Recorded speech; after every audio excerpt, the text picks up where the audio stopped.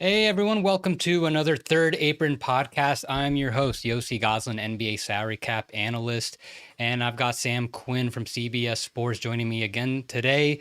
We are going to discuss veteran extension candidates. I think it's good to start kind of just talking about how extensions have really become the forefront of negotiations now, and it really started a couple of years ago.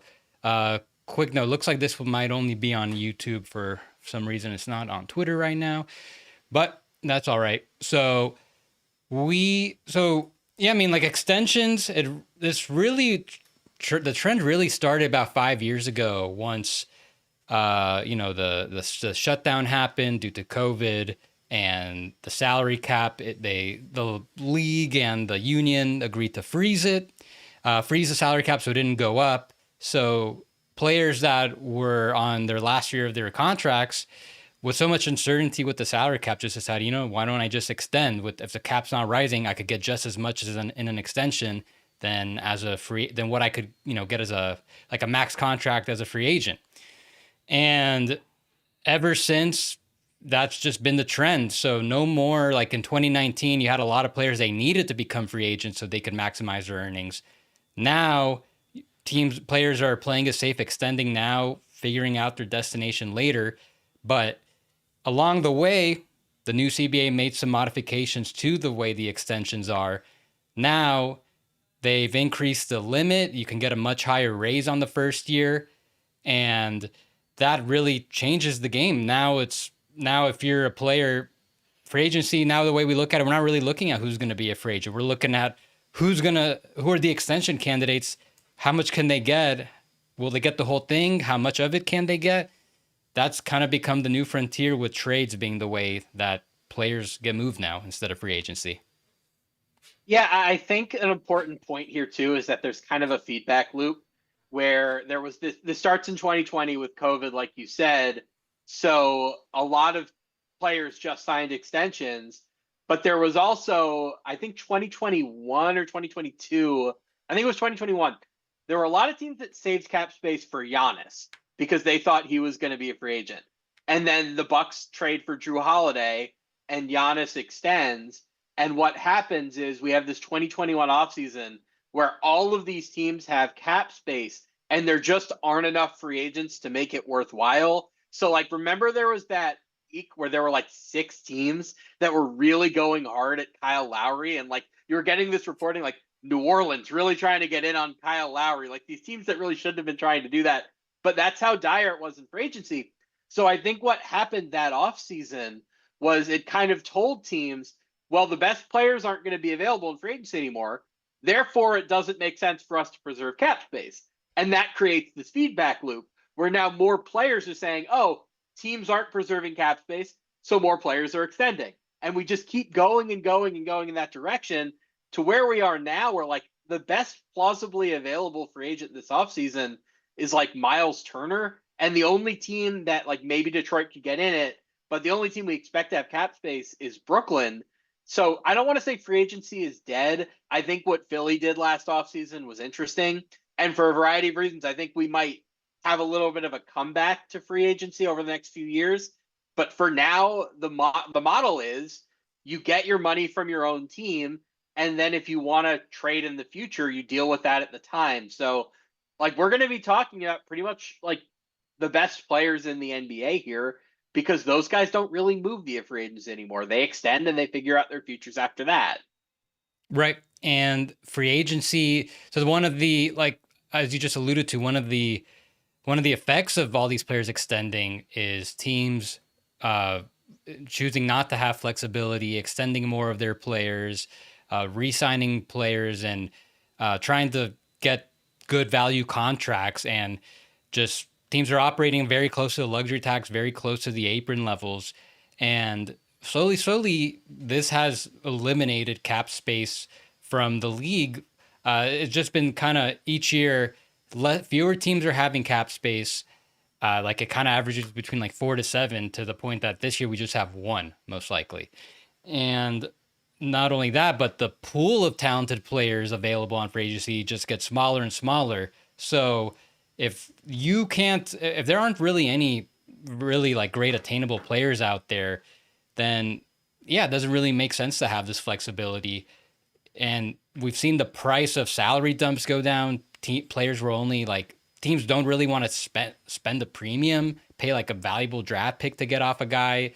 Now it's like, okay, we'll trade some seconds to get off a guy with 1 year left on the deal. So it's really changed the way trades have gone up, and just the whole, and but yeah, mainly the way that players go about getting moved. So yeah, the whole, like, now going forward, the list of extension players, it has been more interesting than the potential free agents. And I mean, as far as when can that change, players need to stop extending. But it's hard to say when or if that'll happen with the extension limits increase. It kind of just makes sense to extend if you can get a fair amount. And especially if you could get your max amount through one. It's kind of a thing where, like, we were looking at 2026. That's not happening now. All these guys we're about to mention, and most of them extend, and 2026 isn't happening. So maybe 2027. Players just have to decide they don't want to extend for whatever reason that would be. Yeah, you brought up the price of cap dumps. I do want to say there are so many teams in apron hell right now, and only one team that can really help them with the net. Now, the fact that the mid-level exception can be used as a trade exception now, I think is significant. I think there are going to be teams that use their mid-level exception to get paid in draft capital to, like, take on a $10 million player, cough Sam Hauser, cough.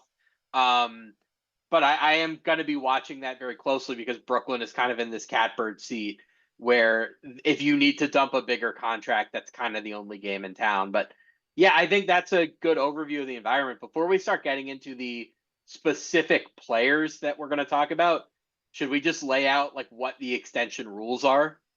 Yeah, you want to do it? No, go for you're better with the minutia than I am. So a player can get up to 140% raise off his off this year's salary, or the last year on the existing contract, as long as it doesn't exceed the max or his particular max salary. And you can get up to 8% raises in subsequent years. The deal can't go beyond 5 years unless it's a super max, but for any regular extension, 5 years including the remaining season. So if you have 1 year left on your deal, you can add up to 4 years. If you have 2 years, you can add up to 3, and so on. There's a shorter version of an extension players can take that while remaining trade eligible. You can get 120% raise. And then just do up to a 4-year deal with 5% raises, which is still that's actually pretty good compared to the old system. The old system was, you can only get like 5% raise in total, and up to 3 years, including whatever you have left. So this new modification makes it a lot easier for players to sign extensions in conjunction with a trade, or get an extension and get traded shortly after. They don't have to get that 6-month restriction. I don't know. Am I missing anything? I think you covered the 6-month rule was the last thing I was going to mention, but you brought it up at the end. So yeah, just who do you want to start with? Well, I think we should start with the players who are extension eligible, but we can probably safely assume probably won't sign an extension. These are the unextendables. And why don't we start with, there's a couple guys, but we could start with Austin Reeves. So these guys, they are all eligible for like roughly the same amount, 4 years, about 87 million. So that's the veteran extension maximum. This is the amount that if you're making less than the average salary, so for this upcoming season, I think it's something like 13 million or maybe 14. If you make less than that, then you get then your veteran extension at a minimum is at 4 for 87 million. If you have if you're extension eligible, that is. And that's what Austin Reeves can get at the most right now. It would require him declining his player option for next year, that I think $15 million amount, which he probably will, but it would only start him at a roughly 19-20 million. It'd be something like low 20s a year. 20, or I guess maybe even mid 20s. Based on how he played, if he repeats this I think he's looking at not a max contract, but maybe something in like the 20% range, which is kind of similar to what Tyler Hero's making. I definitely would not expect him to extend. He's not extending at that number. It's way too low. He's going to be a $30 million player in his next deal. Yep, he's as long as he holds up this Yep. production, you can pencil him into decline his player option, become a free agent next year. Something we'll be keeping an eye on over the next year is the Lakers potentially having 2026 cap space if they don't make a big move now. And there's a way that they can factor in Reeves. They could use their cap space, re-sign him after. A lot of creative ways that they can go about that. Another guy in that realm, Kobe White. I wouldn't say it's like a lock, 100% lock that he's not going to extend, but same thing. He can only get that amount. And based on how he played the last 2 years, probably also kind of like a high 20s, low $30 million player. He's definitely, I could see him definitely going into the season, seeing how he plays. And if something happens, maybe he considers taking it, but like an injury or just kind of like if he has like a decline, if the 2026 market isn't looking good. But otherwise, I would expect him to play out the year and become a free agent next year. Yeah, even if the market isn't good, he'd have bird rights as a free agent and free agency in 2026. And he just deserves more than he's eligible to get now. And like, plus, what are the Bulls using that money on? Like, they're going to pay Josh Giddey more than he deserves. And I guess, like, I don't even know how many more times they're going to extend Vucevic. Like, given their history, he'll be on their team for the next 15 years. But if I were him, even if I was planning to stay with the Bulls, I would just wait until free agency and I would go above that figure. He's kind of a trade candidate to me just because his value is going to go down so much on that next contract. But there will be teams that are trying to contend next year that would look at him at that. I think it's what, $12 million figure for next season and say that's a Yeah. real bargain, which it is. This extension is just too low for him. I can't see him taking it. No, I agree. He's not going to take it. And yeah, right now, he is a very logical trade candidate, given where the Bulls are, but they might want to just keep him anyways. Probably take a good amount for them to move him. But yeah, that $12 million salary makes it much easier for a team to get him right now and, figure out what the next deal would be later. So you have a couple guys that you have in mind do you feel are perhaps unextendable? Yeah, Herb Jones is one. Herb Jones, I mean, OG Anunoby got almost the max last year. Now, Herb is not that level of shooter, especially he's been kind of inconsistent offensively. And I don't know if we want to connect this, but Fred Vinson, New Orleans' shooting guru, left. He's with the Pistons now. Maybe that's connected to why Herb kind of stepped back as a shooter. I don't know. But Herb Jones is one of the 10 best defensive players in the NBA when he's healthy, I think. He's one of the few guys that can like truly defend anybody, like all five positions and not just on switches. Like he can legitimately match up with a center and match up with a point guard. I think he's the best Shai Gilgeous-Alexander defender in the NBA, for example. So he is at like 13 million right now. It is not worth extending him. Like he is worth way more than that. So Herb Jones would be out. Aaron Nesmith is another one. I think he's 3 years. Was it 64 or 67, something like that? Yeah, Yeah, that that's is for both just of way them. too Yeah, low. Yeah, I believe that's that for both of is them.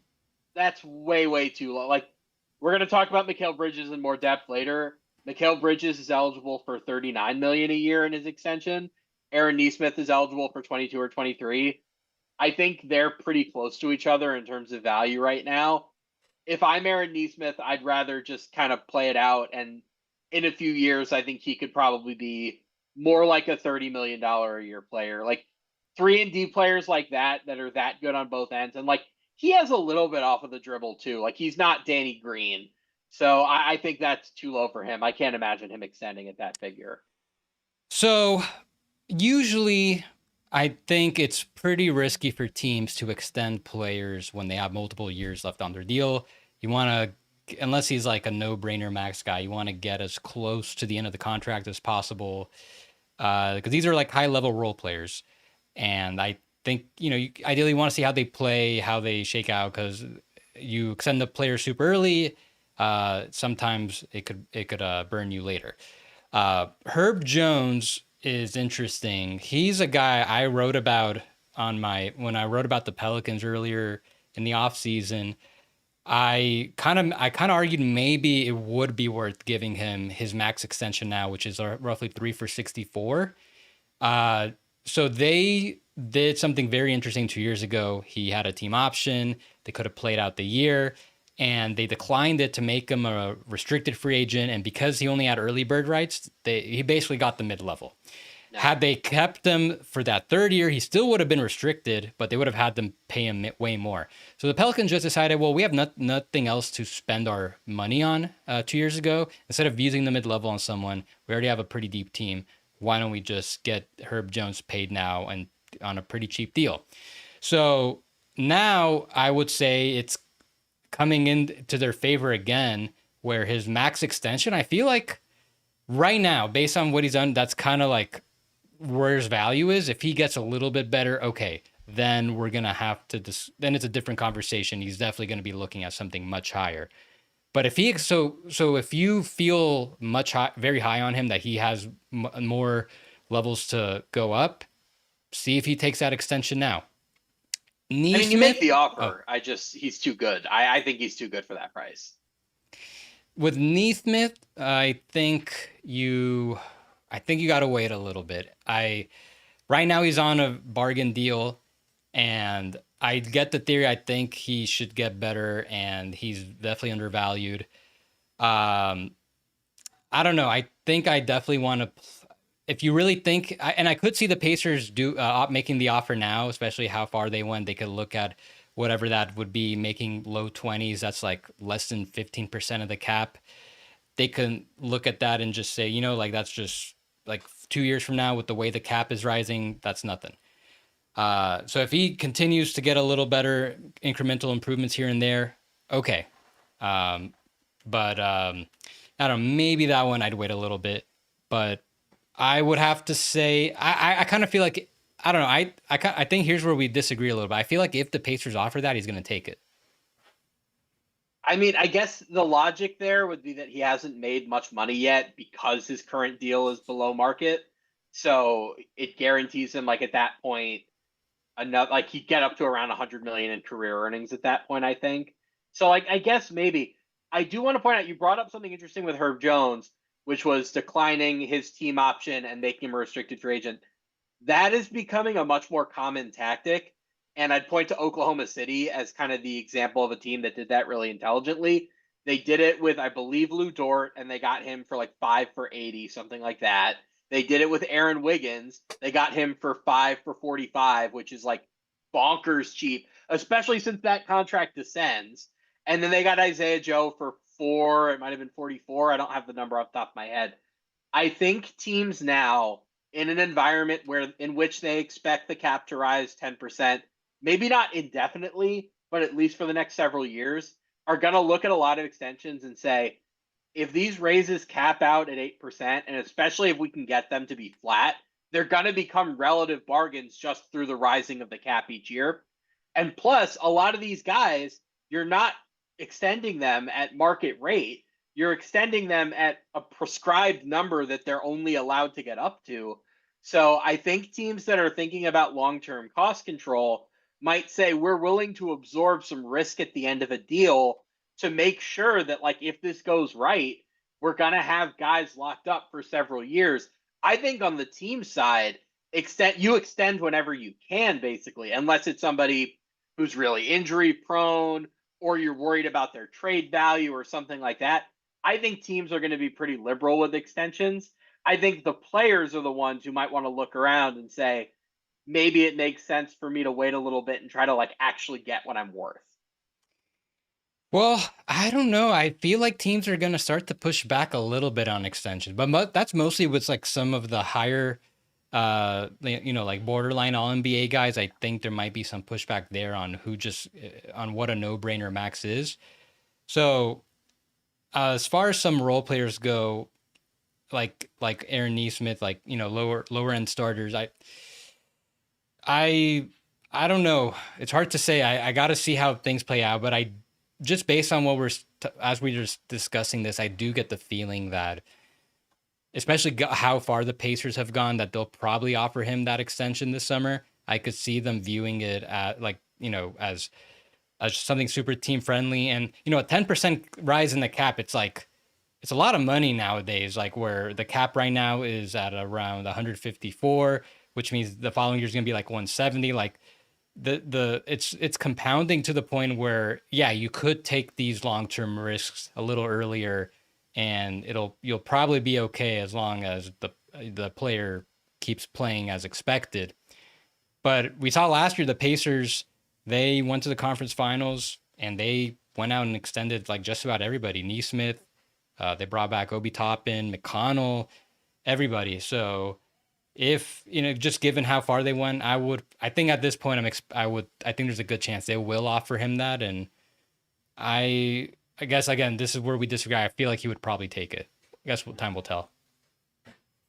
Yeah, I think the Pacers have that sort of extend everybody philosophy in their DNA. Denver used to be like that. There are a few teams like that. I think small market teams tend to think we just can't risk losing guys for nothing, and we want to have cost control. So I think Indiana is one of those teams that they'll definitely make the offer. But we've spent so Yeah. much time on the role players. Like, let's dial it up to more famous guys. So here's a player that, and if it wasn't for a situation and the speculation last year, we would probably be saying, no, he definitely shouldn't take this extension. I would probably say in most cases this is unextendable, but it seems like there's a good chance this player will take it. That's Mikal Bridges. He can extend this summer or really all throughout the season with the Knicks for 4 years, 156 million, which is identical to that discount extension that Jalen Brunson signed with the Knicks last offseason. That extension, it's allowing the Knicks to stay below the second apron now. And there was a lot of discussion, reporting that Mikal Bridges probably will take that extension last year once it becomes available. Haven't really heard any follow-up much. Really, I've for all the Knicks stuff going on, hear a lot of trade rumors, a lot about the coaching stuff. Haven't heard anything about what the Mikal extension situation is. So I don't know if anything's changed in that regard. But if he takes this extension, that's just a huge bargain for the Knicks going forward. Yeah, I remember last year when he got traded there was some thought, oh, Brunson left money on the table. Do we assume that Bridges will as well? And the thought was that was going to mean he was going to take this extension at 4 for 156 and not wait until free agency in 2026 when he could get the max. I think at this stage, the max is just off the table for him. He's not the same player that they thought they were getting when they traded for him. So I think 4 for 156 is the right range. He never misses games. He's so dependable. He's despite the defensive drop off, a good defensive wing. The 3-point shot is a little bit shaky. He just had his worst shooting season in a long time. He's still a good shooter who has some stuff off the bounce. I think this is also one of those things where they might have agreed to this when they made the trade or had the parameters in mind when they made the trade. So I think this is something that probably gets done either at this number or really close to this number. I would be surprised if he doesn't extend this offseason, unless he's traded, but I don't think that's going to happen either. Yeah, we will see what happens. I'll say this, Mikal Bridges definitely has, if not the most leverage, he has a lot of leverage on the Knicks right now, just given his contract situation. 1 year left. They traded 5 first-round picks to get him. I'm not saying this is related, but we heard the quotes between Mikal and Tom Thibodeau. If Mikal Bridges wanted a different coach, it wouldn't surprise me if all these factors could have factored into that decision to fire Tom Thibodeau. But as far as that extension, we're talking about 20% of the cap, making low 30 million. Yeah, he's not going to get a max contract. And this is assuming that we still get 3 teams. Some of the teams currently expecting to make a run for 2026 include the Heat, Clippers, teams that could all really use a guy like Mikal Bridges. I still wouldn't expect him to get a max, but if you just look at what OG Anunoby got, he got that 5-year, what was that, $212 million deal. That's I think closer to 25% of the cap. I don't know if he even gets quite that percentage, but he is most likely leaving a little bit of money on the table if he takes this extension. But how much? I don't know. I don't know if it's quite a lot. So I wouldn't, I'd still understand if he picks it up. Maybe he wants to do like a shorter deal just to give him the optionality to make a little more later, because now he just finished his 7th year. He could do like a 3+1. So then he's in the, he gets out a little earlier. He's eligible for up to the 35% max, which we wouldn't get that, but maybe, once you get there, you get a lot closer. You can really maximize your earnings there. Maybe get a little closer to above 25% if he's playing that well. So, yeah, but that would still be like, even though he'd be making around like just under 40 mil a year, that would still help the Knicks a lot with Brunson making a similar type of salary structure. It helped them be able to keep their top 5, 6 guys for like another 3, 4 years, possibly. Yeah, you want to just stick with the Knicks right now because they have a couple other guys. I'll throw out the quick one. Karl Anthony Towns, 2 years, 150. Absolutely not. I have no interest in extending him at this point. You gotta like see how the next year or two go. Any disagreement there? None. I would not Yeah. give him to that. No, give him that. Mitchell I would not give him Robinson, that. yeah. Mitchell Robinson is more interesting. So he's at I think 12 and 12 for this upcoming season. The Knicks do this a lot. The Knicks sign a lot of guys to descending value contracts. They did it with Brunson as well. And there are a lot of benefits to doing that. But one of the drawbacks is that it means you can only extend at the lowest number in the contract. So he'd be getting, a 40% raise on 12 million. You're starting that next contract at like, I don't have the number off the top of my head, 16 or 17, something like that. He would get the veteran extension max. So it would start at like 19 and a half. So he can get paid pretty yeah, properly. that's Like we're better than I talking thought about it like was. this is what Ivica Zubac signed last year, but this is going to be a little higher with the cap rising. So I think it's more so I don't know if they have an issue with the money per se. Because he's definitely gonna have to make a little more than this. I wonder if they might want to play with the structure because of his injury history. Maybe there's some protection they want to add on. I think I could see them agreeing to give him the top dollar amount if he helps him a little bit on the back end. Like when Josh Hart signed his extension, he signed also same thing, veteran extension max, which was like 4 for almost 90 mil, and then he put a team option on the end, which is also could be beneficial to him because maybe because that's in like I think 2 years from now they can maybe restructure his deal by then, give him something, just change it up completely, give him more years later. So I could see Mitchell Robinson's situation playing out similarly. I mean, I could also just see them doing something shorter, and I think there are benefits on both sides to that. Because when he's on the court, Mitchell Robinson is like very clearly like an above average starting caliber center, right? Like somebody who would figure to make more than this max. But like given the injury history, he'd probably want to guarantee himself some money. So maybe there's a middle ground where he extends for 2 years, locks in a little bit of money, but then also sets himself up to become a free agent when he's still like closer to his peak and maybe would have a little bit more of a market. Maybe he's established a better track record of health at that point. I think that's something that they could consider. The way the Knicks books are structured right now. So when we talk about the second apron broadly, teams kind of get 2 years in there before the frozen picks go to the end of the first round. So the idea is going to be you get 2 years in the second apron and then you're trying to jump down. The way the Knicks are structured is they're not going to be a second apron team yet this year, but then 26, 27, 27, 28 would presumably be their 2 years in the second apron when Bridges is extended and maybe Robinson is extended. And at that point, you kind of just pay everybody to stick around. New York has the money. They can afford the huge tax bill.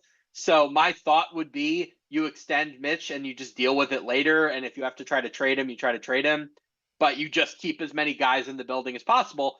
Plus, if you have those cap numbers like Hart in the 20-ish range and Robinson in the 20-ish range, remember, when you're in the second apron, you can't aggregate in trades. So it does make sense for you to have some medium-sized cap numbers just on your books So if you want to trade for something else, you don't necessarily need to aggregate to do it. Yeah, I would say, yeah, based on how they structure everything, I think they have like at least, I want to say, yeah, 3 years. So they'll be over the tax but below the second apron this year. They most likely will be over the second apron the following 2 years. So that would then essentially be like a 4 year window in total if you include the last year with this group. Obviously, things can change. Most like if I had to bet, like, hey, do you think this top five will stick around for the entire thing? Like, just knowing the nature of the NBA, probably not. Things could change. They could save money. They could bring in a maybe younger, cheaper guy for someone. Like maybe they want to move on earlier from Mikal Bridges or OG Anunoby for a younger wing that could replace them and help reset their books. I'm sure they're thinking ahead about those things, but for now, we know this group will probably be back at least next year. I would say probably the year after. But just very like you could look at their payroll and think, wow, like Towns 50 something million, OG 40 something, almost 50, Brunson and McHale making over 40, Hart making 20. Like how does this work? Well, it could be a lot worse. The Knicks can have a lot less flexibility, have much higher penalty. Had Brunson not taken this extension, and presumably McHale takes this extension, they are in a rare position in this new CBA where they can have like that, like 4 years. That's like a pretty long window now. That's really long. Like it used to be maybe you can do like 6-7 years. No, now if you can do 4 years, that's pretty impressive. Yeah, I think you can quibble with some of the roster decisions that they made, most notably trading all their picks for Bridges. But ultimately, like if this was the roster that they wanted, they handled the financial element of it as well as they possibly could. They're set up to keep this team together for 3 more years. Like that's a pretty good place to be. And then after that third year, Towns expires. And if you want to reset in some way, you get the chance to. You're not going to reset with cap space because you have Brunson to pay and Anunoby locked up and presumably Bridges as well. But you can like get below the aprons, maybe get below the tax and kind of figure it out from there. So I think that's enough on the Knicks. Who's our next group? So this guy isn't extension eligible, but you wanted to bring him up because whatever the way that his contract is probably about to get restructured, kind of the same vein as an extension. Fred VanVleet, you want to start? Yeah, Fred VanVleet is a really interesting case here. The Rockets are closer to the second apron than I think most team or most fans would believe. I wouldn't go over the second apron this year if I were them because we assume they probably will make a star transaction at some point. So the question here is, you have Fred VanVleet on a team option at around 45 million for this year. You're probably negotiating a multi-year deal with him now as we speak because he's really important for them and because they also might someday want to use his salary in a star trade. The question here is, would you rather him have a front-loaded deal where he has the 45 million on the team option, and then I think he's eligible July 7th to extend off of that, where you could go way down from there? Or would you rather opt him out of the team option and re-sign him to a multi-year deal where his salary for this season is going to be lower, and then maybe you keep it flat or you raise it slightly? I personally would probably rather have him at the 45 this year because I think with Jock Landale being non-guaranteed, I think they could probably re-sign Steven Adams and get out of the second apron without, like, assuming they don't make other moves. I think you could avoid the second apron, keep Steven Adams without, without going down on VanVleet this year.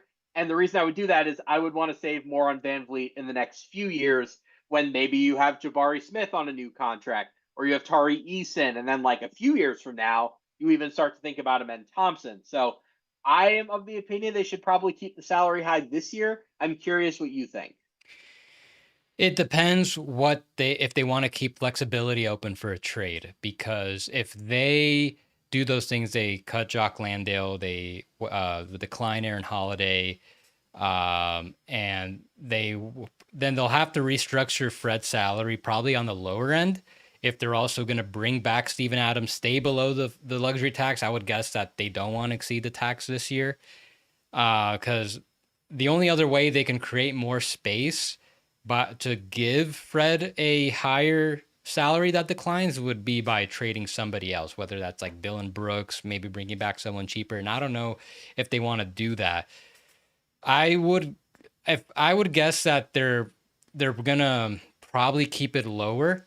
First, we also got to know what is that salary gonna be. Yeah. What is like the terms?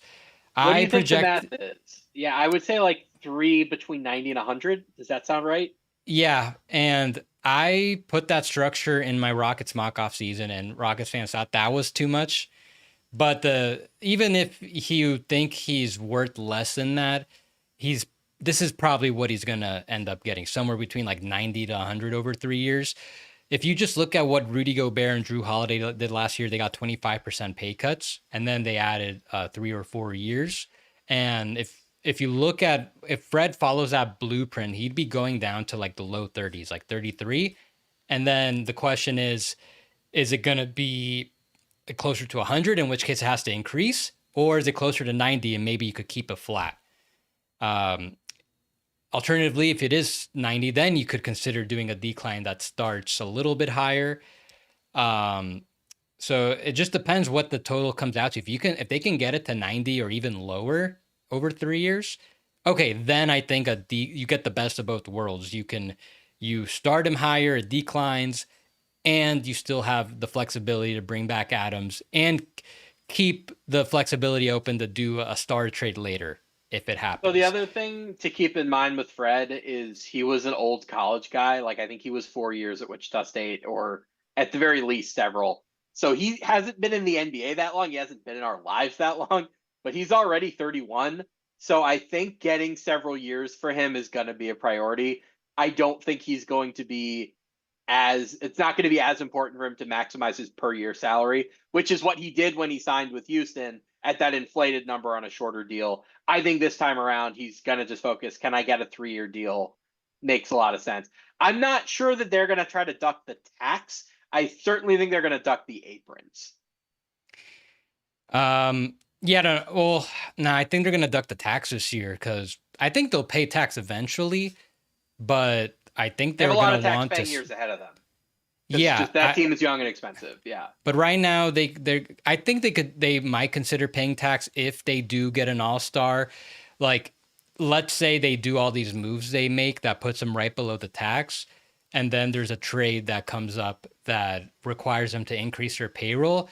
Okay, I think it's worth considering going slightly above the tax and just staying below the first apron. It's not so much about the money, just more so delaying the repeater clock. Yeah. So I think that would be the only situation in which I think they consider paying some tax this year. But let's see, maybe Fred can get a little lower. It is a team option. Like if the Rockets want, they could decline and be like, all right, go find the best offer. I don't think they're gonna play things quite like that, but maybe there is room for it to go somewhere lower than 30 million range. It's also a no tax state and a winning situation. So like, could he I don't think there is an offer out there for him that's going to be that big this offseason, just given the Nets are the only cap space team. But I think even if there were, the take home pay in Houston is higher than it is on most teams. And he's in a better basketball situation in Houston than he would be on most teams. So I think this is going to get done in a way that's favorable to the Rockets.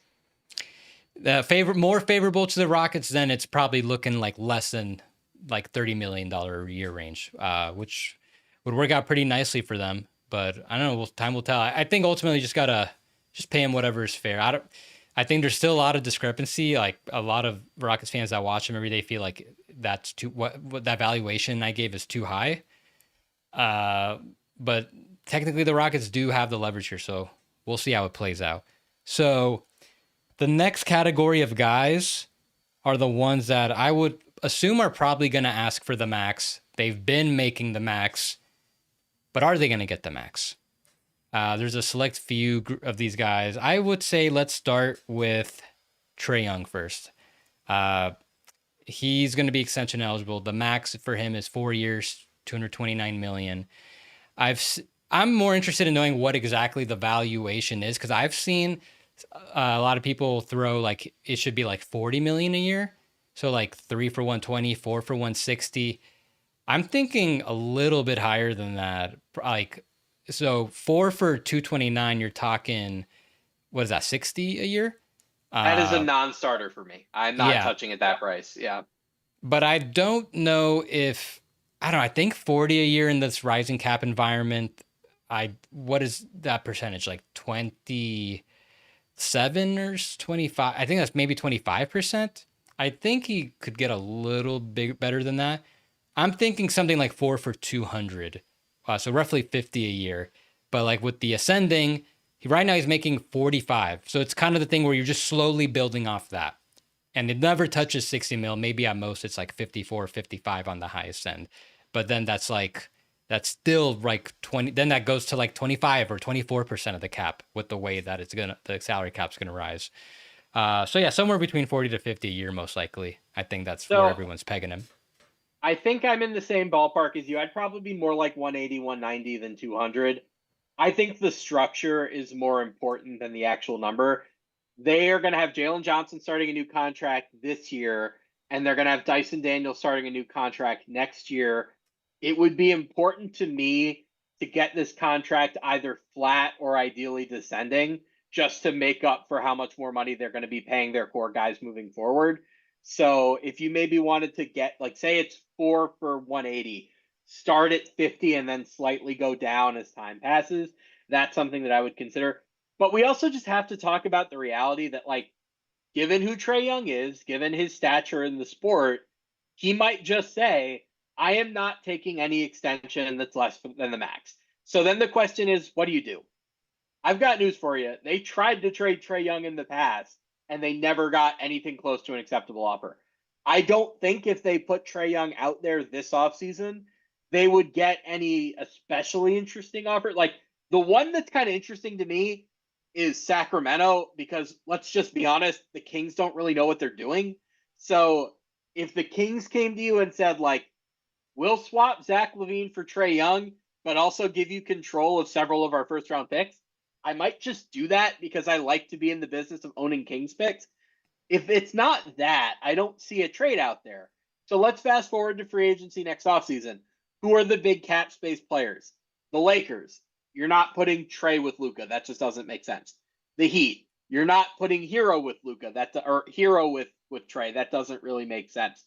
I don't know who the free agency team is that would be thinking we're a Trae Young away. The one that I could maybe wrap my mind around would be Brooklyn, just because at that point they will have successfully done their 2-year tank. They no longer have an incentive to be bad. You bring in Trae Young and you say Trae is going to be the sidekick. We're now going to trade our Knicks picks and some of our young guys for whoever the star available is. And that guy in Trae would be our core. Even that I'm not totally sold on. Like, if Trae became a free agent in 2026, do you think there's a max offer out there for him? So that's what I wanted to play with you right now. I'm going to go through the teams right now that could offer him a max, and it's a quick yes or no. The Wizards. No, I don't think that makes sense, their timeline. I agree. Utah. I mean, I could, like, kind of see them offering it to him just because, like, at that point they'll have been 4 years into a tank. And if they don't have somebody at that point, like, ownership tends to get antsy. But I don't think he'd want to go there. And, I'm going to say no. It's unlikely. I agree. Portland. No, they have 3 young guards already that they're really invested in. I think they'll trade Simons, but, like, I think now's the time for them to figure out, is it Scoot? Is it Shaden? Do we have one of these guys? I think they're just focused on those guys. Well, they can have, they have Avdia, they have Klingon, they're locked up. They can extend Shaden Sharp. They could extend Tamani Kamra. And if Scoot Henderson doesn't make, like, this is kind of make or break year for him. If it doesn't work out, I still think it's probably unlikely, but so far of the teams, that is the most plausible. They have a lot of cap flex, but they have a lot of cap. Yeah, but they have a lot of cap flexibility, and that's even after extending Sharp and Chimera. I mean, the other one I think is worth. I don't want to get too into it, but so far it's not looking good. You mentioned Miami. The other one we didn't touch on is the Clippers. That's assuming they don't give Harden a long-term deal, maybe just something like just for this year. I don't know. What do you think about that? That's the most interesting one that I've heard thus far. I think the logic there, so their pick obligations go out to 29, right? 2030. Yeah. Oh, no, you're right. 29. Yeah. So you bring in Trey, and you're presumably like at least decent through the end of those pick obligations. And then you get to 2029, or you even get to 27 or 28, and your pick obligations are mostly spent. Now you're Los Angeles, and you have a star in place, even if it's a lower level star. You can go out and trade for your next core guy if you want to. So that actually does make a little bit of sense. It would obviously appeal to him, and like if his options are less than the max with Atlanta or less than the max in Los Angeles, history tells us you probably lean Los Angeles. I guess the one bullet the Hawks would have is that they could offer the 5th year, and the Clippers couldn't. But that's the one that's most interesting to me. I guess we'll see what this offseason does for the Clippers, because I could also see them adding some money because they were really good last year, right? Like they took the Nuggets to 7, and the Nuggets took the Thunder to 7. So by the transitive property, like they could tell themselves they're not that far away. And they have James Harden right now, a similar archetype player who is a huge defensive liability. They're comfortable with him. Why wouldn't they feel comfortable with Trae Young, who's much younger? But then I guess it just kind of comes down to the money. Are they comfortable giving him a full max, or can they get him something slightly lower? So as we go through these teams, I feel pretty good if I'm Atlanta. I think he's got more value to the Hawks than just about anywhere else, and I like him on this team that they've got going on. I really like his fit there. I think they've done a pretty decent job so far working around his limitations. They could still do a lot better, and I just feel like they kind of need each other. I feel like both sides need to get something done. Um, I'm sure we'll know early on what the market is, because we just saw with De'Aaron Fox, he knew he was going to get a max from the Spurs if he went to free agency next summer, and he was able to get there quicker because of that. So we'll see if there is a max out there. I'm sure we'll kind of know pretty soon based on if there's like a trade to get him there, or if both sides, the Hawks and trade, just come to an agreement on an extension. And also, the Hawks couldn't just take this into the season, right? And like, let's see what this year's team is with Jalen Johnson healthy again. And the East is pretty vulnerable. If you get to January and you're the number 4 seed, maybe then you're a little bit more inclined to go higher on a trade extension. But you brought up De'Aaron Fox. I think he's really interesting. Yeah. We both assume that'll be a max. The question is length, because right now I think he's eligible for 3 for 140. I think in August it goes up for 229, I think. I would be fine paying De'Aaron Fox a max. I would probably prefer it to be a 3-year than a 4-year, because I think we both believe that like the benefit of having De'Aaron Fox right now is that he's kind of a transition into eventually Harper and or Castle as the primary perimeter ball handler there. If I could avoid the 4th year, I would love to, but this is Clutch we're talking about, and they kind of engineered this trade together. I would assume they talked about a possible extension ahead of time. And I think if you get out of this without renegotiating and extending him, because San Antonio, it's not likely they do have some path to cap space this offseason. I think as long as you avoid that, you're probably okay. So you're telling me you're more comfortable giving Fox a max than Trae? It's not that I'm more comfortable, it's that it makes more sense in the team context, right? Because the Okay. Spurs could win championships in the next few years. I don't know. It's not immediately obvious to me that Atlanta can. I'm not ruling it out because I really like those young wings that they've assembled, but like they probably need to preserve flexibility. They might need to make a big move at some point. The Spurs can kind of just roll with what they have if they want to, and like just having Fox and the young guys in Wemby, they're in pretty good shape. There's just less of a need on San Antonio's part to haggle. As players, I think they're pretty comparable. I'd be worried about Fox's age just because he's so dependent on his speed. He's not a very good shooter. I would be a little bit worried about the back end of that extension. But just given where San Antonio is and the fact that they seem to want to contend right away, I think I'd be okay in their situation giving Fox a max. So I think that's a good point. I wasn't necessarily trying to compare the players, but yeah, the Spurs, just given their cap situation, they could comfortably just have Fox on a max or Trae Young or Jamal Murray, all those, Jamal Murray's on a max. It's just that we've seen some of the guys that usually the guys that get a max contract on their third contract has been guys in recent memory like Steph Curry, Chris Paul, Russell Westbrook, like perennial all NBA guys. And like Murray's never even made an all-star team. Fox is a one-time all-star, one-time all NBA guy.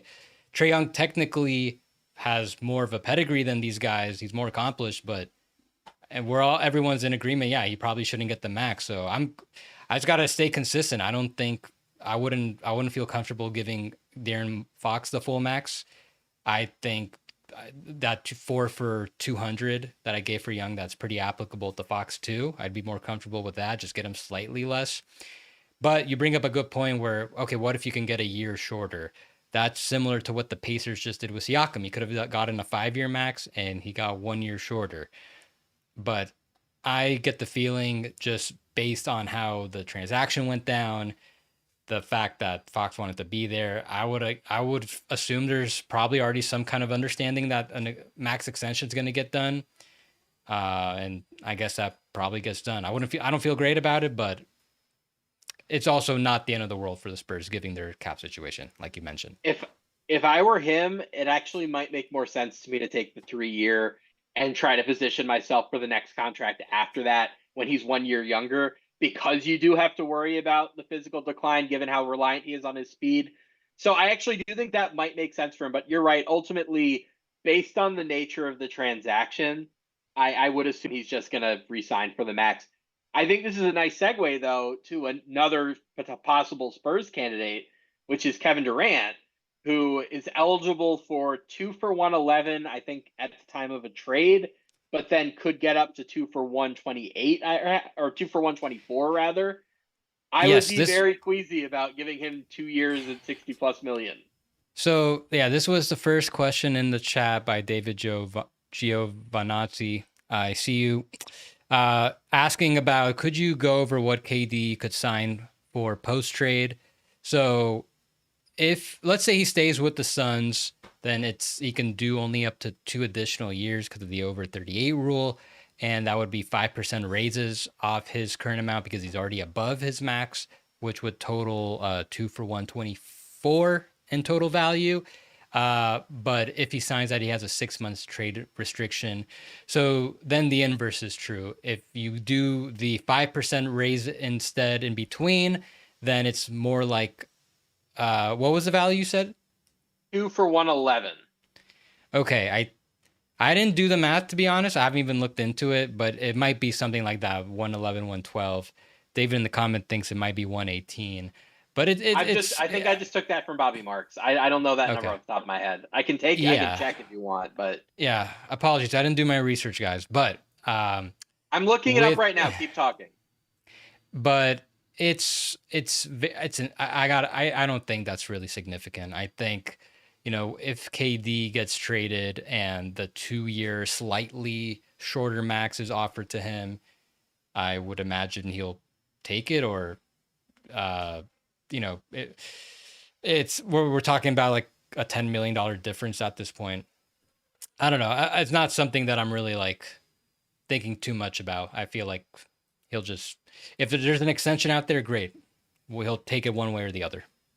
Yeah, it is 2 for 111 right away with a new team, or 2 for 124 6 months after the trade.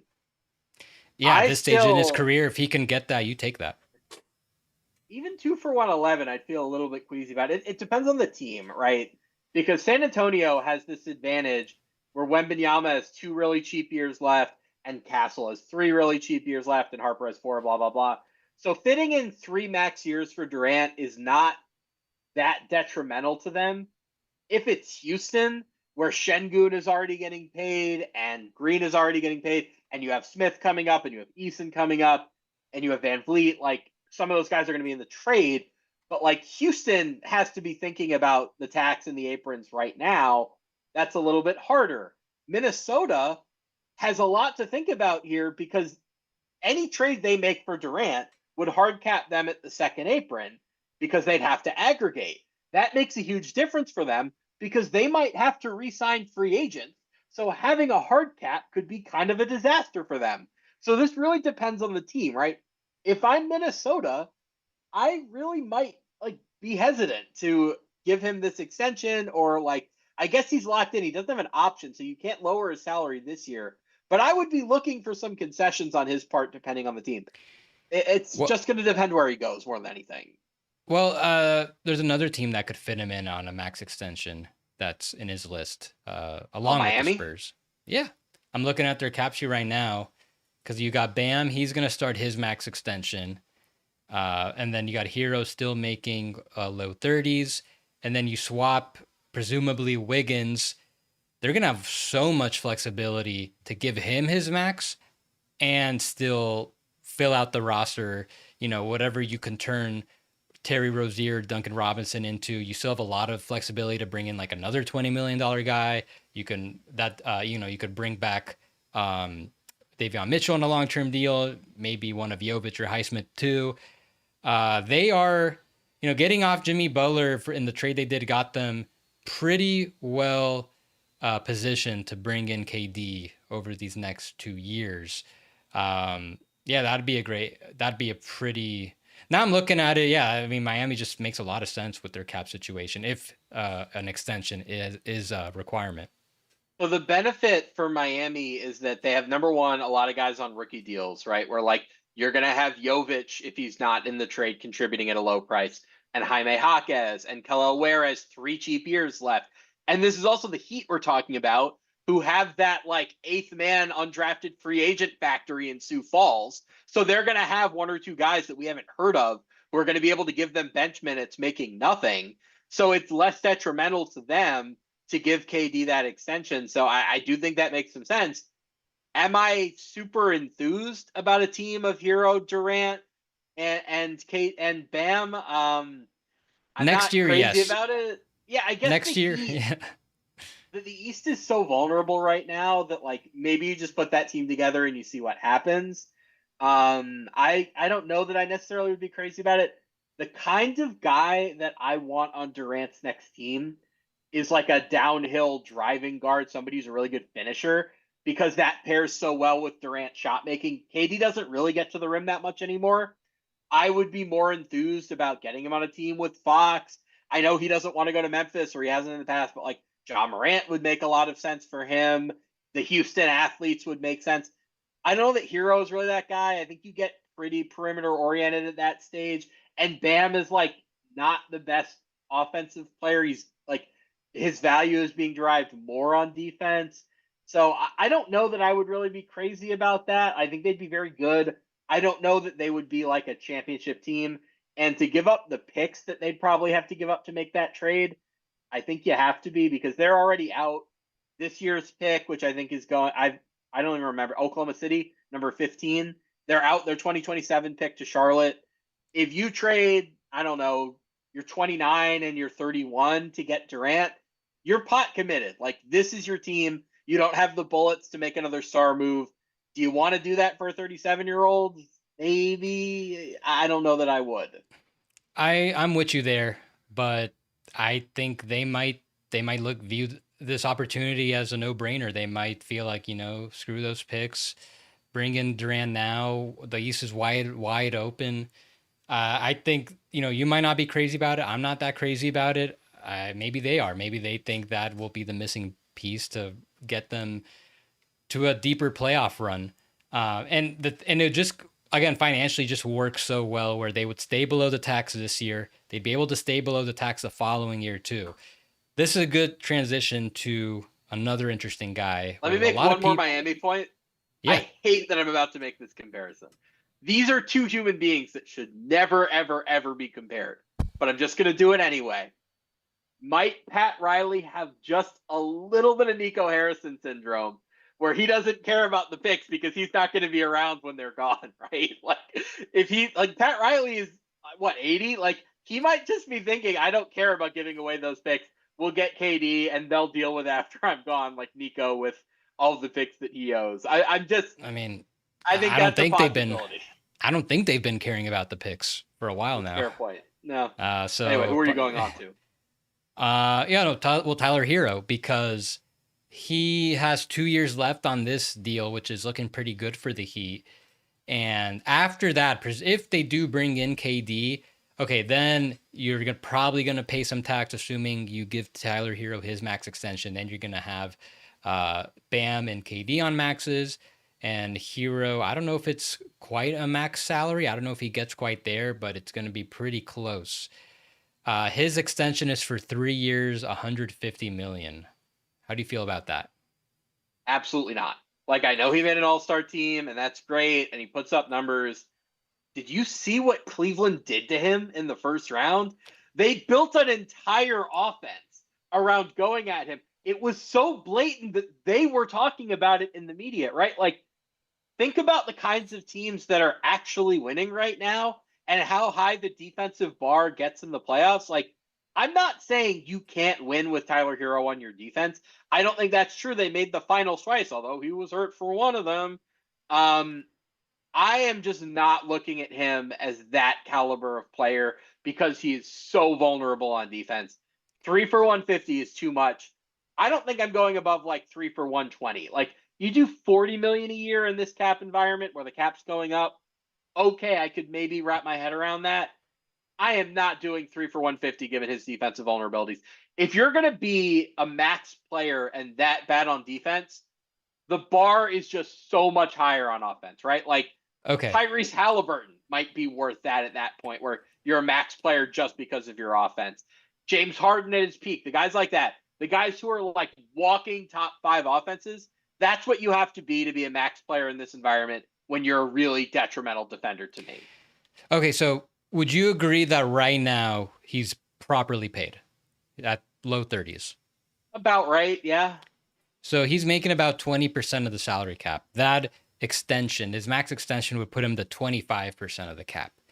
So if he's just going to repeat his percentage, then you are looking at roughly 40 mil a year, 3 for 120. Yeah. I think I'm with you. I would rather give him that. And this would be, if they just give him this extension, I did not feel great about them just auto maxing Bam with 3 years left on his deal.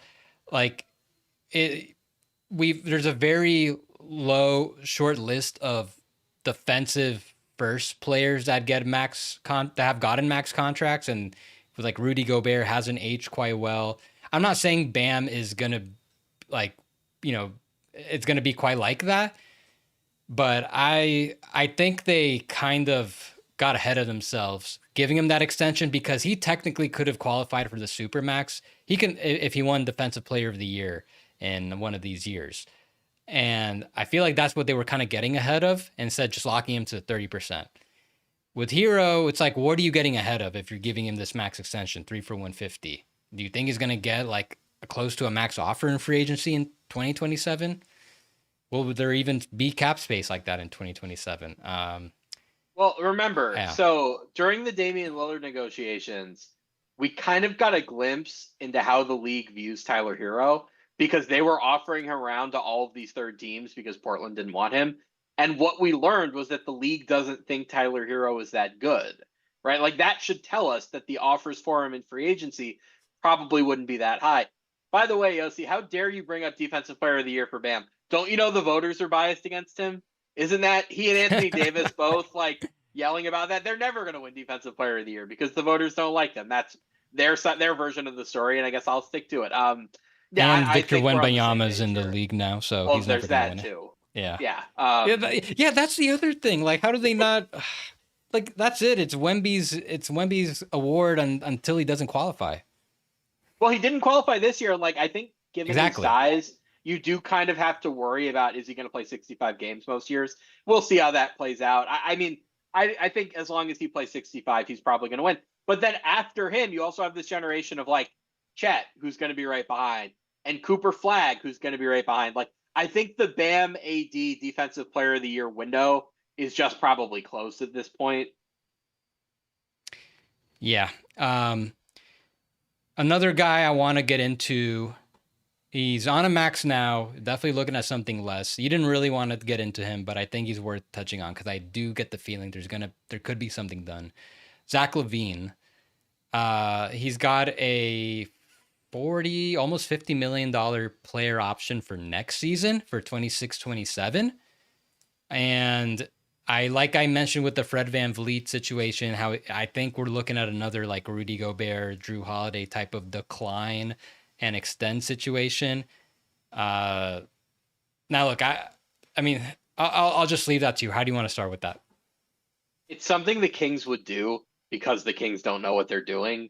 But like again, I would just ask, like, what's the plan, guys? Like, do you really want to commit extra years to Zach LaVine? Look at how long it just took the Bulls to get off of that contract, right?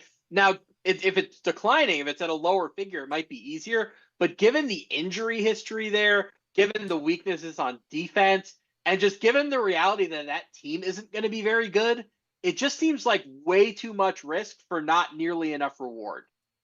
So this is a situation where this is why you don't trade for him on this contract, where now they're kind of committed because this is the centerpiece of their return for De'Aaron Fox, that and a couple picks that don't look very valuable. So even if you're going to get him to decline and let's say again 25% pay cut, now you're looking at something in the mid 30s. Okay, like you're able to save some money in the short term for the following season, but what are you going to do with that flexibility? Just barely be able to stay below the tax so you can extend Keegan Murray on his next deal. So I get the feeling that they're going to go with that direction anyways. Like he just came in, they want to make it work. He's probably going to want an extension of some sort, and it would make I don't anticipate him making quite this level of money again, the 30% max. So if he can secure something like closer to 25%, which is kind of like what this, that'd be more maybe close to like 20%. I think that'd be great. I think he should take something now. But yeah, it's not really doing anything for the Kings, which just gets back to the point, like, why'd you trade for him in the first place? Yeah, I just again, I don't know what their plan is. I mean, if I were them and like, well, I was gonna say, can you trade him for a point guard? But the point guard you'd be trading him for is Trae Young, and that would cost you a bunch of picks. And like, their picks are the most valuable thing that they have. Like, I Yeah. don't even know. Like, I don't know what to lay out a plan. Like, if I were them, I'd just blow it up and I would trade Sabonis and Levine and all that. I don't even know how much you could get for those guys. Like, the Kings are bleak, man. Yep. No, this I is don't not know. they don't have any players of value that like I think could really get the ball rolling on some of these They have guards they've one been guy I linked think a to. lot of teams would want. It's just that he's not like one of the famous guys. I think Keon Ellis would appeal to a lot of teams because he's super cheap, great defender, like good 3-and-D prospect. And also like I sort of like the idea of plucking like good young players off of that bad environment and seeing like remember when the Mavericks made the finals because they got someone from the Hornets and they got someone from the Wizards, and lo and behold those guys were like way better than we thought they were. I think the Kings fall into that category. By the way, Keon Ellis also extension eligible. He's got a team option, so maybe they want to decline that, give him a higher deal, but they're already like very close to the tax because they have Levine and Sabonis making so much money and DeRozan. I get the feeling they'll just pick it up and then they could extend him later off that, maybe try to get him at like slightly below the mid level. I think that might be what the move there. I mean, I think that is, but I think he's better than that, and I would be trying to trade for him. Is all I'm saying. Yeah. So now we kind of start getting into the, like more of the like the no brainer max guys. Um, let's should we try to think where to go here? No, actually, no. These guys aren't really no brainer. Well, I've got two guys at the same price from the same draft class that I think we'll have the same opinion on. All Ja right. Morant, Zion Williamson, 2 for 128. I am saying no to both. I As the think team, just to be Ja. clear. So I think Ja also says no to that because he still has a year of supermax eligibility, and I think he'll try to pull for that. Yeah. I think if you're the team, you got to wait and see a little longer. The interesting thing about Zion's potential extension right now is that if he extends, then the rest of his current contract becomes guaranteed. And I think right now, if you're the Pelicans, you don't want that. You want to keep that in your pocket in case you do got to cut him. However, I do believe that if he were to agree to a fully non-guaranteed extension, then all the previous current years would remain non-guaranteed. I don't know what he has to gain from that. Yeah. I doubt I don't know if that's something he would consider accepting, but just something interesting about how, what a Zion extension could work with now. Either way, I wouldn't anticipate, you're right. I don't anticipate either of those guys getting one. Um, I I'm just debating if I want to save one for last, the most interesting one for last. I think I know Let's which one get you're in. talking about. Let's save it. So let's get into the no-brainers. So and with these guys, we're just kind of talking about how they go about it because they're going to get a max. It's just about like the timing really and how And the they want to structure. structure their deals. So Luka, he can get a 4-year, also $229 million deal. Getting traded cost him a lot of money in the short term, roughly like, between instead of getting the 35% with his Dallas deal, now he's stuck to get 30% on his next contract. I think I guess there's just a bigger question is if he is going to extend, I think he will.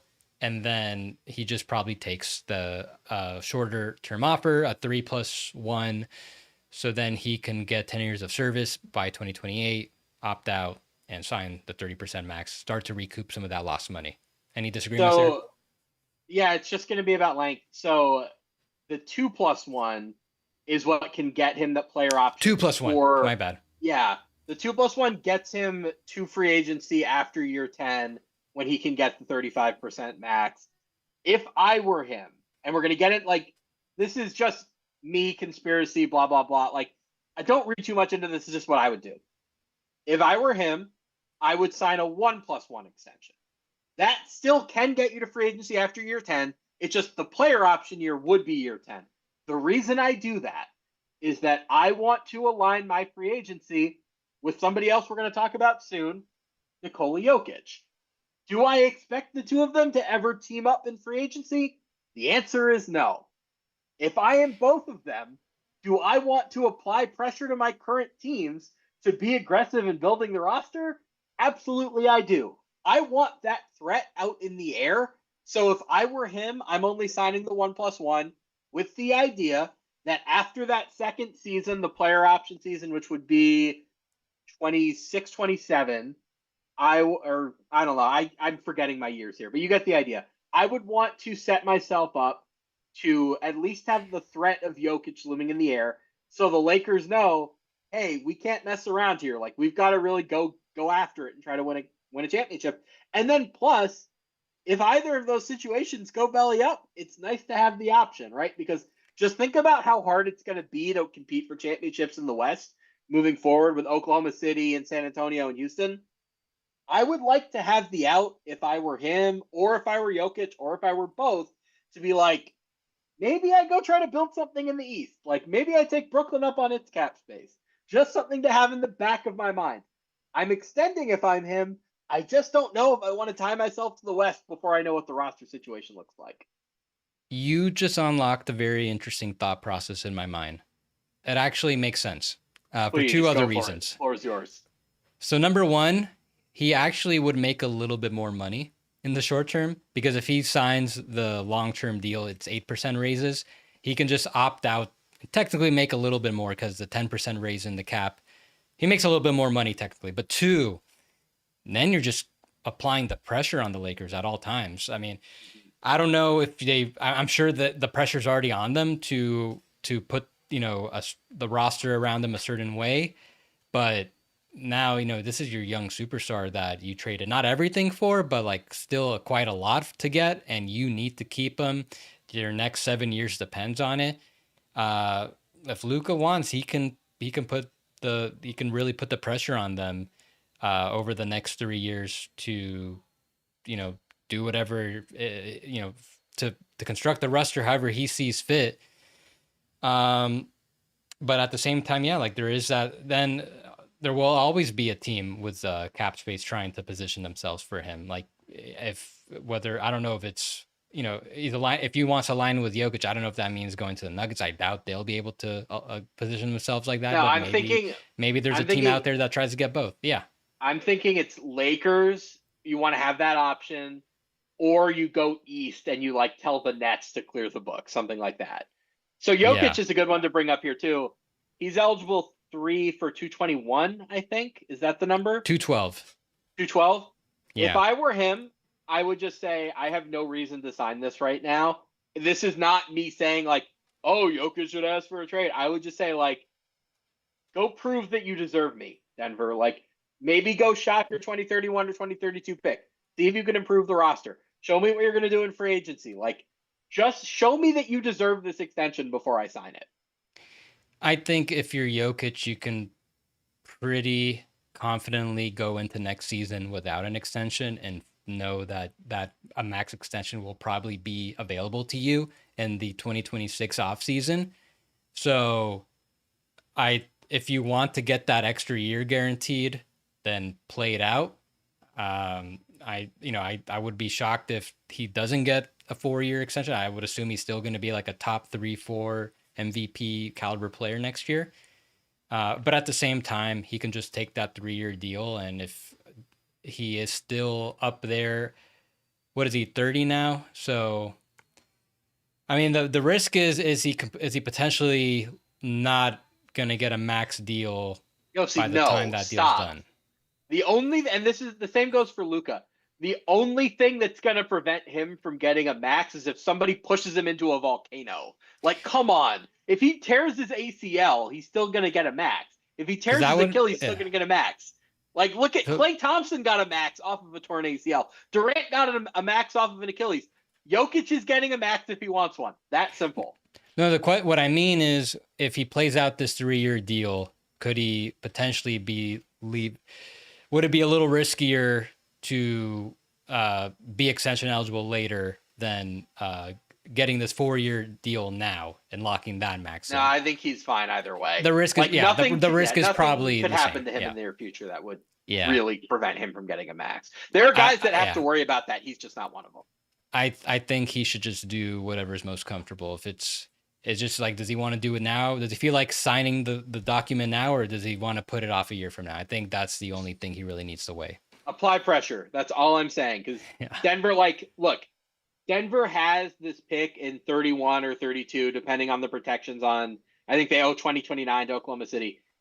I'm sorry, Denver. You do not have the right to be planning for post Jokic future. If that pick is not traded in some capacity in the next year or two, that is organizational malpractice. This is the best player you are ever going to have. He's the best player in the world right now. He just took the like seemingly unbeatable Thunder to 7 games with pretty minimal help. He is your window. Every asset you have, every dollar your ownership plans to spend on the roster, it needs to be directed on winning right now. So I think he needs to apply a little bit of pressure. That's all I'm saying. I don't think applying pressure is really going to help. The Nuggets don't have any picks to trade. They have like 1 pick to trade. Yeah, that's what I'm saying. It's the 31 or the 32. They have like pick. mostly negative to neutral value contracts. Like, I don't think they could really do anything. I don't think they're going to do anything this offseason. You should take one of a few things. We've talked about this on other podcasts. Offer the 31, 32 pick for a pick in this year's draft. And it's not like the whatever terrible picks they got from the Thunder. I'm saying like try to do what Minnesota did with Rob Dillingham last year, where you trade multiple future draft assets to get a lottery pick this year. So you have somebody young who can grow with the current core. Or you say, we're going to take that pick. We're going to attach it to Zeke Naji and Dario Saric. And we're going to try to get a player for like 15 million or something like that. You have to do something with it, because sitting still and saying like, we're going to be prudent, we're going to hold picks for post Jokic, can't do that. I'm sorry. That's malpractice. I hear you, but they've been doing that first option you've laid out, and like the best player they've gotten from that is Peyton Watson. But there's a difference. They were doing that for picks in the 20s and the 30s. I'm saying you do that like call Houston. Houston does not have minutes for a rookie. They need to get out of that number 10 pick in some way. San Antonio did this last year with number 8. San Antonio sitting at number 14. If they don't want to add a second rookie because they're picking Dylan Harper at number 2, call them. Call Oklahoma City at number 15. There are teams in that range of the draft that would be interested in that sort of trade.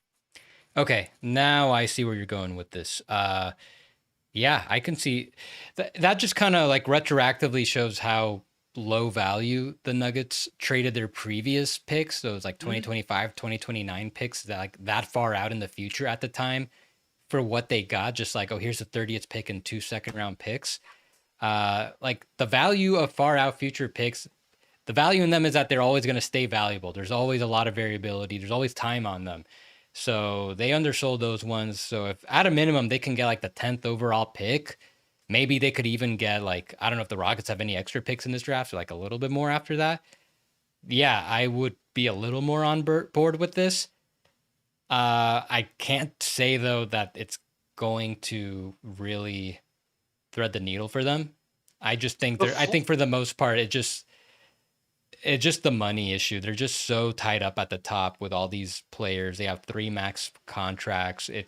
I don't think they could really start anything until next year, like make a meaningful difference. And once they could trade Michael Porter Jr. and divide his salary into like multiple guys, I think that's when you could really start to see some meaningful change there. I think from a draft perspective, the floor is 15. Oklahoma City does not want to bring in a rookie next year. It just doesn't make sense Yeah. for them. They don't have minutes.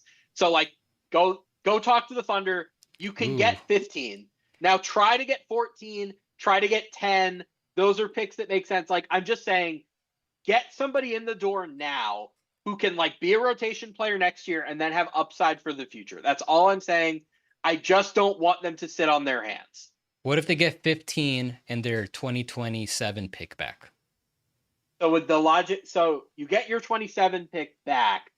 I would assume then that Oklahoma City would say swap in 31, unprotected in 32. Would they take one of those picks back and they give the Nuggets one of these lottery picks plus that 2027 pick, which I think at that point I think there's a good chance it's not going to be very valuable. So the Thunder, okay, they send that back, whatever. We found a trade here. This makes a lot of sense. Yeah. Well, because I've been thinking ever since the Suns and the Jazz did that trade where the Suns traded their 2031 for 3 late firsts, I was thinking, well, why don't the Nuggets try to get some of their draft back from the Thunder with a similar type trade? I mean, the Nuggets keep wanting to trade their future picks of the Thunder. There's some synergy there. Maybe we're onto something, but we're getting a little into a tangent. Let's wrap this up with 2 more guys. Shai Gilgeous-Alexander, another process structure type thing, because I really haven't thought this, so I'm going to throw it to you. He can either do a 4-year, let me pull it up. He can either do 4 years, $293 million now because he was all NBA in 22, 23, and 23, 24. So he already qualified for this last year. He just needed to wait to finish this season to get the 7 years of service so he'd qualify. Now that he won MVP, he can do 5 for $379, but he would have to sign that in 2026. What do you think? Which one should he do? He's another one of those volcano max guys. I like this term. I'm going to stick with it. He'll be out, like they'll give him the max next year. So I don't mind the wait. The real question for them, and like, look, if Shai says, I want every dollar that I've earned, you say, we're happy to pay it. Like, pleasure doing business. I wouldn't be surprised if he left a little bit of money on the table because of how good the basketball situation is, right? Like, they have Jalen Williams and Chet Holmgren coming up. They're going to be extension eligible this offseason. You would presume that they will both sign for the 25% max with Rose Rule escalators in there. So, like, they're going to get expensive. Every last dollar matters to them as far as maintaining their depth. So I wouldn't be surprised if he left a little bit of money on the table. That's really the only question. I don't think the years matter. I think you're happy to sign him for as long as he's willing to stay. It's just going to be a matter of the money because, like, they have a chance to be a dynasty. And how important is that to him? Well, I think the question I was more so figuring out is, like, should he wait a year to sign the contract? Because it sounds like I think he's going to qualify for no matter what. I don't think he needs to play at all next year. No, MVP gives you 3 years. So I don't think he needs to play. Like, he could technically sit out next year and still sign that contract. Not that that's going to happen, but I suppose, I don't know. I guess if you can sign it next year, just sign it next year. Get that extra year later. I don't know. I think either way, or I don't know. I think sign it earlier. Actually, try to get extension eligible earlier in the future. Yeah, you never know. You might need to be. Before we get it, we have one last guy that we've been saving. but I think we forgot somebody that I want to just circle back to really quickly. I Kyrie just Irving. want to, let me just finish on SGA that with all the praise that Thunder have gotten with their salary cap maneuvering over the past few years to get to this point where they are going to be able to have a very deep team for the foreseeable future, no one talks about how maybe arguably the biggest negotiation win from the Thunder's front office in the past 5 years is not giving Shai Gilgeous-Alexander a player option in this contract, because he's got 2 years left making high 30s. If he had that player option, he would have to jump to that supermax a year early for 2026-27. And this is why the Thunder, like a big reason why the next 2 years is like really a prime window, because they're going to be able to fit Chet and Jalen on max contracts early on. Might have to get rid of someone on the back end of the roster to make it fit, depending whatever their line is. But yeah, just absolute. So like this is one of the most impactful player option non-decisions perhaps in NBA history, that they were able to keep that away from him. Great work by them. Before we get to the really interesting guy we've been saving, I just want to quickly touch on Kyrie Irving. Getting Cooper Flag, huge win for the Mavericks, no argument. Made them way more expensive, and they're trying to win the championship next year, and they could use a little bit of wiggle room to like maybe use a mid-level exception to bring in a guard, or if they wanted to trade for somebody. My question with Kyrie is a $43 million player option. Could you have him decline that and give him some of that extra money on the back end, like through extra years? Or are you just thinking pick up the player option, extend on top of that? I've thought about it quite a bit. I think you want to get him to, and I think if you're him, you want to decline it and just try to get the longest deal you can. And I've thought about it quite a bit. I think he just repeats the deal that he signed a couple of years ago, that 3 for 120. Just do the same thing again. Starts out a little lower, like 37 million. Maybe try to get rid of get rid of those incentives, because that gives the Mavs a little bit more apron space. Because right now they're over the second apron. If they could just eliminate those, I'll look at it really quickly. I want to say that alone might take them below the first apron, the second apron. Yeah. So what if? Well, is he? Yeah. Can you go 4, or are there over 38 concerns there? I don't know how old he is off the top of my head. He can do 4 years. So would you maybe even want to start lower and give him like a partially guaranteed 4th year? Yeah. If you're doing 4 years, I think you definitely have to try to push for some protection on the back end. Absolutely. You can't give him a fully guaranteed 4th year, but like I would be thinking if I were Dallas, how low can I get the 24 or the 25-26 salary? Because like, look, we don't, me and Nico Harrison do not agree on the state of that team. I would be doing very different things with it than he is. Yeah. But they're clearly trying to win right now. And if that's your goal, I think you need to get Kyrie's salary as low as humanly possible, because you also have to pay for somebody to come in and start in front of Kyrie while he's hurt. So assuming he's getting a $40 million a year valuation. So if it's a 3-year deal, you're starting at like 37 at the lowest. If you do a 4th year, you could start like 35 and a half. So it makes a little bit of a difference. And you just partially guarantee the 4th year. Yeah. I would try to get him a non-guaranteed team option. And I think if you're already at the point of negotiations where the Mavs only want to give you a 3-year deal and you accept it, why not at this stage in your career accept the 4th year non-guarantee? Even if you just get traded, there's a good chance you make some money like Chris Paul did. Yep, exactly. All right. We've been saving this guy. Last, certainly not least, Jaren Jackson Jr. I think I'll explain the situation. So his max extension is 4 years, $146 million. That's not going to be enough. The Grizzlies, they traded Marcus Smart with their first round pick this year to save a bunch of money for this upcoming season. They're now in a position where they can generate $7 million in cap space while re-signing Santi Aldama. So the reason they did this was as a hedge in case Jaren Jackson Jr. did not get All-NBA, he wouldn't be able to get the Supermax. He can use this cap space to increase his salary this year and sign a more a more favorable extension than his maximum extension can give him. I think so. And we'll talk. I'll explain a little bit more like about how what the structure can be. But I think the first thing to start is if I think the Grizzlies they're in a position where they'll be able to get something done. I think this just the ball's in his court because now that he doesn't have the Supermax, he's got some agency here with 1 year left on his deal. Does he want to remain in Memphis or might he want to position himself somewhere further and try to get a max contract next year? Somewhere a little bit further west, maybe. If I were Jaren Jackson Jr., I would be beelining to the Lakers because if you can get to Luka if you do it as a free agent, you could set yourself up to have a 4-year run with Luka, Reeves, and whatever center they trade for this offseason. That would be my priority if I were him. So the first thing I'm doing this offseason is I'm going to the Grizzlies and I'm saying hey, any interest in trading me to the Lakers? And if the answer to that is yes, great, you've gotten to Luka. The answer to that is no. I would say I will not sign any renegotiation extension that does not start me at my max in the 25-26 season. They need to get to $14 million in cap space to get him up to his max in the first year of an extension. So Yes. how do you do that?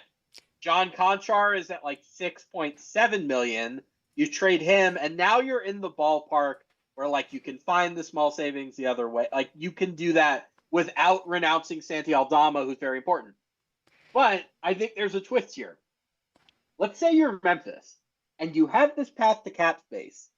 Is there any part of you that thinks we can use this space to improve the team and then just convince Jaren to re-sign next year? So what am I thinking here? Let's say you can get off of Conchar.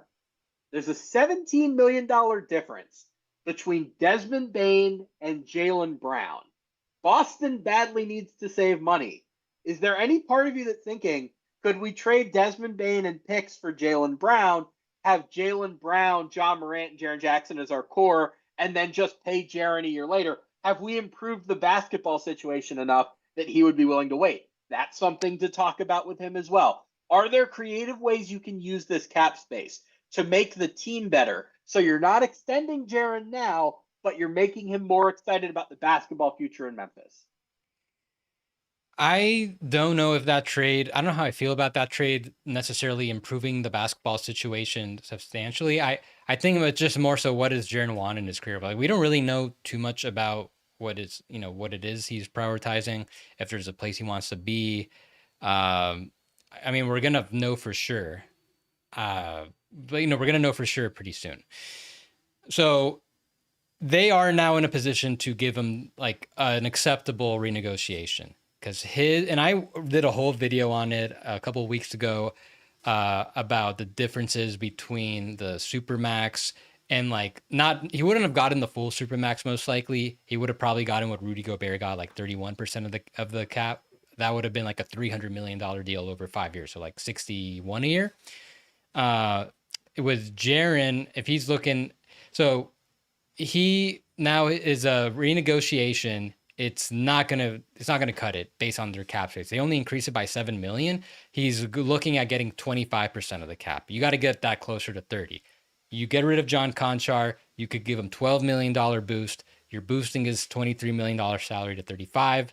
And then with the 140% raise off that, you're at 29%, which I think at that point, you might as well just take it. If you care about your long-term security, you're actually basically, if you're comparing it to the 31%, you're actually making just as much because that $12 million boost in the first year, it makes up for the small percentage difference in the later years.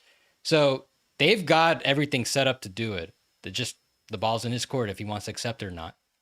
It's just a matter of how much does winning matter, right? Because your best chance at winning championships in the next several years is to play with Luka in Los Angeles. And I think the Lakers are watching this very, very closely. And I think it will probably dictate some of what they do this offseason and how willing they are to add salary via trade. But also, the LeBron pay cut thing has kind of been hanging out there where it looks like he's just going to opt in.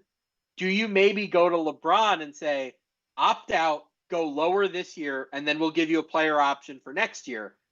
I don't think you can do that if Jaren Jackson is on the market because you want to chase him.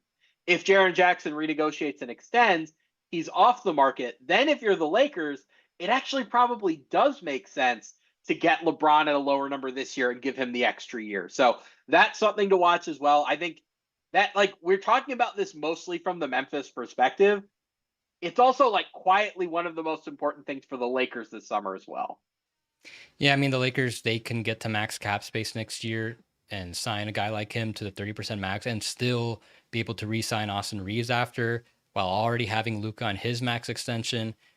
Yeah, technically, yeah, they could do some things with their flexibility. I'm sure the Lakers will try to do something earlier than later with that thread of cap space to try to get somebody now.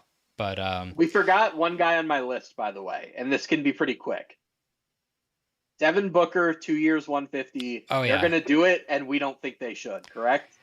Correct. Yeah, that's an easy, just sign that if you're Booker. The question is, again, like, what are you getting ahead of? He's got 3 years left on his deal. Why are you giving this to him now? Is this increase his trade value? Do you think that in the future a team is going to look at that? Oh, now we got him instead of only 3 years left on his deal, we got him for 5 years. No, absolutely not. No, what you're getting ahead of is a trade request. Now, would I think that Booker requesting a trade is the worst thing? No, but they are clearly pot committed here, and they want him to be the face of the franchise forever. So I think if you give him this extension, it lowers his trade value, but it also like placates him for the 2 or 3 years of darkness that are inevitably coming. I think there's a lot more darkness, but like that's probably what they're saying. It's going to take us a few years to figure this out. So I think they're going to give it to him, and I think that's going to lower his trade value in a few years.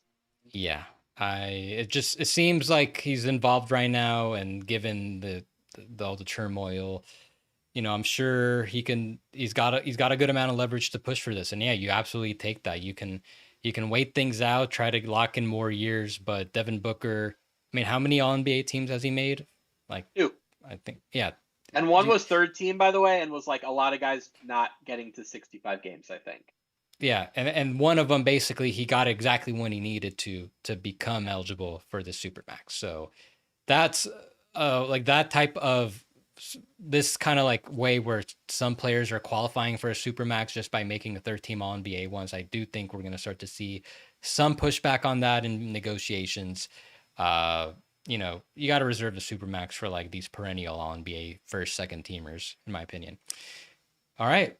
That was a exhaustive look at all the main extension eligible guys for the upcoming season. For veteran, we'll probably get into rookies a little later. Sam, thank you for doing this. You got anything coming up we should be on the lookout for? Well, first of all, I'm probably going to write off of this podcast that we did because I've thought through a lot of these extensions in more depth than I otherwise would have. But yeah, just read cbsports.com. I have a million stories off-season related coming up, whether in the next few days, the next few weeks. I'm going to be busy. I write constantly. Just read CBS Sports. All right, guys, read his work on CBS Sports and follow him on Twitter at Sam Quinn CBS. And make sure you're following me on Twitter, Blue Sky. My name is Goslin. I'm gonna be reacting to transactions with rapid salary cap analysis. I do this every year. Make sure you subscribe to Third Apron wherever you get your podcasts and the newsletter on Substack. And I will be back tomorrow with another team preview. Thanks, everyone.